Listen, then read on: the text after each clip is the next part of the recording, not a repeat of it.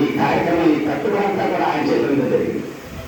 ఆ సందర్భంగా ఆయన ముందుగా మనందరూ కూడా కృతజ్ఞతలు తెలియజేసిన తర్వాత ఈ సభా కార్యక్రమాన్ని నిర్వహించగా శ్రీ మరై శ్రీనివాస్ గారిని కోరుతున్నాను. డబ్బులు లేకపోతే ఆయన డబ్బులు సుమారుగా 8 లక్షల రూపాయలు పెట్టారని నాకు అప్పట్లో తెలిసింది. ఈ రోజు వచ్చారని కాబట్టి అదే మన సేవ కాదు, అలా ఉండాలి. మనకి ఏమవుతుంది అని చూడొచ్చు. భగవంతుడు సేవలో ఏసీ గారు పర్మిషన్ కావాలని, డీసీ గారు పర్మిషన్ కావాలని అంటారు. ప్రతిరోజు రాజమండ్రి, హైదరాబాద్ ఈ కమ్యూనికేషన్ ఉండాలి. కాళ్ళ సంఖ్యలు వేసేస్తుంటారు. ఏ పని చేద్దామన్నా కాళ్ళ సంఖ్యలు వేసేస్తుంటారు ముందుగా దానికి. అందుకని మా కమిటీ వారికి, ఈగో గారిని మా కమిటీ వారికి సంపూర్ణంగా సహకరించాలని వాళ్ళు ఉండేది